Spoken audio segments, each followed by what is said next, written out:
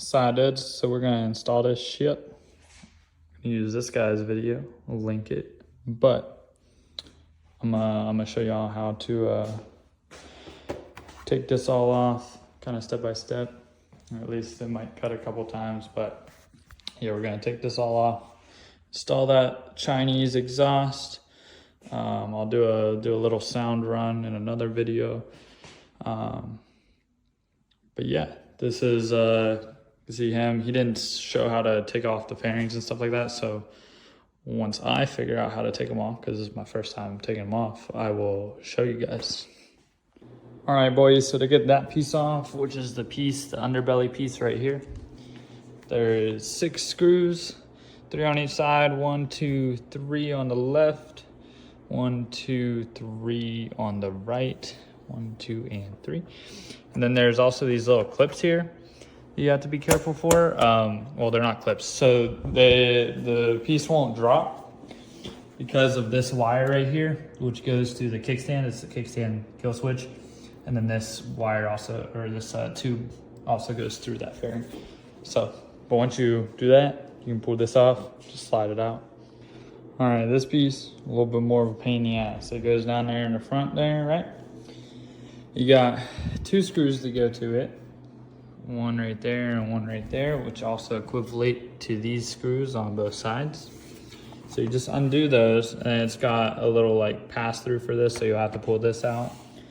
Then it puts another pass through for this one, which is easy to pull out. But then they put this like stupid clip on here, and that clip is hard to get off.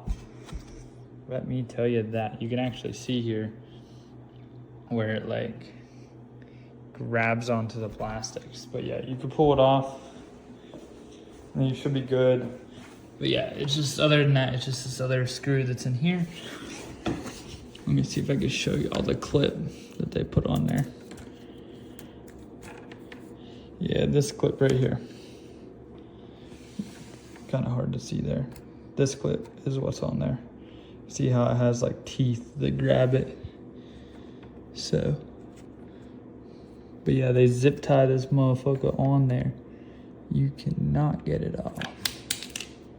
So, yeah.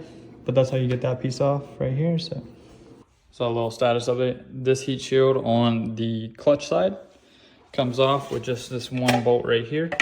You have to pick up the kickstand, and it just slides off.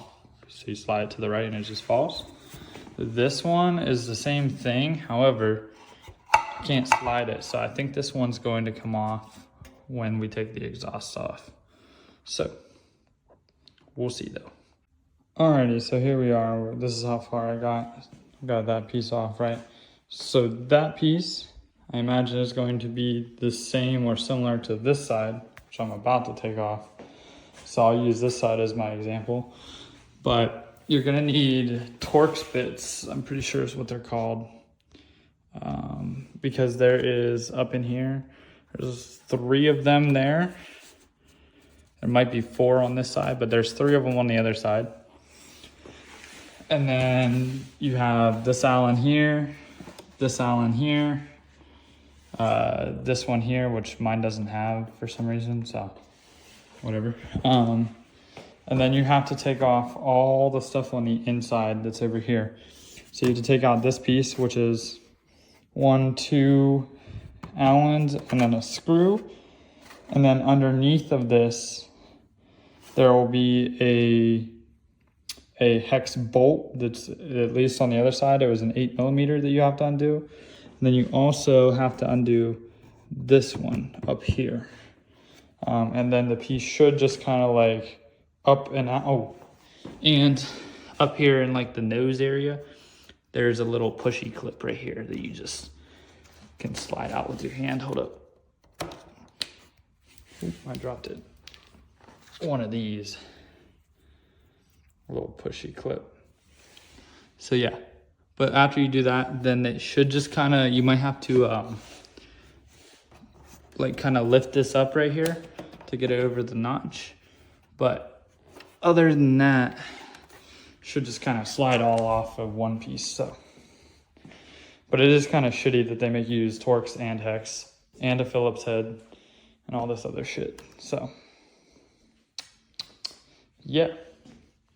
All right, so these are most of the tools that I had to use to get it out. And here's all of the screws except for the ones that are on those pieces, which are the ones that sit right here that you have to take out to uncover the other screws. So I got a bolt, got 3 of these coarse screws, which were the ones right here, which you don't have to take that 4th one out, that holds in the that thing. And then 3 of these screws, so it was 1, 2, and I believe 3 was here. And then 1 of these little ones, which goes up in here. So that's the one I was talking about up there. But you need a screwdriver to get the other piece out. You need a Torx. I don't know what Torx number this is. It is a 25? Yeah, T25. I believe this is a 4, a 3, and a 2 Allen. So, and then this is an 8 mil. So, yes. Alrighty, so once you get all of this off on both sides, right, you can undo these screws on the radiator. And then on the other side, there's also this bracket down here. So you can undo those and that'll give you some play with the radiator. From there, you can take a big ass fucking wrench, right? And you can pop off the 2 O2 sensors. There's 1 on each pipe. And then you can get a socket. I believe it was an 11 millimeter, and pull these nuts off to get these down. From there, we're just going to undo that bolt, and then the whole thing should drop down. And then we should be good to go. So I got it on now. These fucking springs are really hard to get on. But yeah, she's all on. I basically just worked backwards, right? Fun fact, you can fit this piece on now without, like, we'll just slide it on, right? Whereas before we had to take the whole exhaust off to get that piece off. The only fitment issue is with, just like in the video that I was going off of, is with this bracket. So I'm gonna get it cut. And yeah, then I'm gonna put all the fairings back on. I'm gonna actually go dyno it. I'm going to do a tune and a stage 2 and then re-dyno it and see how much power we gain. But yeah, I'm just gonna get that bracket fixed and then pop it back on and fairings and good to go. All right, boys, it's a new day, but you can see here we got the thing back on. I got the bracket in, it's all nice and cut. You can see what kind of where I cut it down here, but nice and cut. Bent it a little bit and now she lines up. So just some good old persuasion and some cutting and you'll be good. That's the only fitment issue. So this exhaust was like 180 bucks and then like $120 to ship, so like $300. So even if you had to straight up buy the grinder, which you could probably go to some shop and get this cut, but even if you had to buy the grinder, you're still less into this exhaust than you are something like the Ziv, which apparently, according to the Aprilia forums, performs worse than the stock exhaust. So yeah, this exhaust, you want the look, it's not too bad. You just got this one fitment issue. But now I'm gonna go back through, put all the fairings back on, and today's a new day, as I said, so I'm gonna go get it dynoed today, and we'll see how she does. So I'm back, I got it dynoed here. I just wanna point out one other fitment issue. So there was before on the exhaust here, there was like a little part of this fairing was like out. Well, this melted through the heat shielding. I could have put the exhaust on wrong, maybe, I doubt it. But I just took and I just cut it off around here, and the heat shielding, what's left of it, is still back there. So yeah, other than the thing down here and that melting, the fitment of this has been fine. I'm going to put a dyno video insert in here so you guys can kind of get a little bit of a sound run.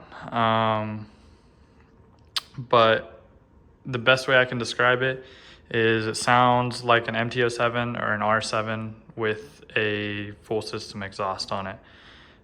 It sounds almost identical. It's like a lot deeper and a lot louder.